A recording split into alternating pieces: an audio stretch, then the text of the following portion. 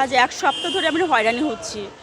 আজ এক সপ্তাহ থেকে আমি এই হাসপাতাল থেকে ওই হাসপাতাল, ওই হাসপাতাল থেকে এই হাসপাতাল, আমাকে ট্রান্সফারের পর ট্রান্সফার করছে। কোনো হাসপাতালে আমাকে অ্যাডমিশন নিচ্ছে না। জেএনএমে ভর্তি করেছিলাম খুব কষ্ট করে। ভর্তি করার পর আমাকে 3 দিন রেখে কোনো ট্রিটমেন্ট হয়নি সেই রকম, শুধু ফেলে রাখতো। মেডিসিন শুধু একটা দিত। কোনো আমি স্যারকে বলেছিলাম, বলে জল বার করেছিলাম পায়ের হাতে ধরে। তারপরে স্যার আমাকে রেফার লেখে আমি এনআরএসে আসি। এনআরএস থেকে আমাকে আবার পিজিতে পাঠায়। আমাকে সরকারি কোনো অ্যাম্বুলেন্স দেয়নি, কোনো সরকারি ব্যবস্থাই আমি পাইনি। আমার হাজব্যান্ডের পরিস্থিতি এখন খুবই খারাপ। আপনারা একটা ব্যবস্থা করুন। আজকে বেড খালি নেই বলে ভর্তি নিচ্ছে না। কারণ রাত 8টার সময় পিজি হসপিটালে আমরা আসি, এসে আমাদের বলে কি বেড নেই।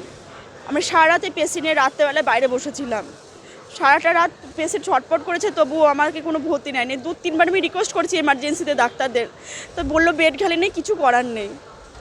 তাও আমি স্যারদের বললাম আমাদের বাইরে ট্রিটমেন্ট অ্যাডমিশন করে বাইরে ট্রিটমেন্ট করুন, বলে এইভাবে আমাদের হয় না। এখন যদি আমাদের এখানে একটু অ্যাডমিশন করার ব্যবস্থা করে হাজব্যান্ডকে যদি একটু বাঁচায়, তাছাড়া আমি কোথায় যাব? আমি আর কোথাও যেতে পারছি না। আমার আর্থিক দিক থেকে খুব সমস্যা। আমার নাম সোমা হালদার, আমার হাজব্যান্ডের নাম শ্রীবাস হালদার, টেহটো নদিয়া থেকে। আমার নাম সোমা হালদার, আমার হাজব্যান্ডের নাম শিবাস হালদার, আমরা টেহটো নদিয়া থেকে এসেছি।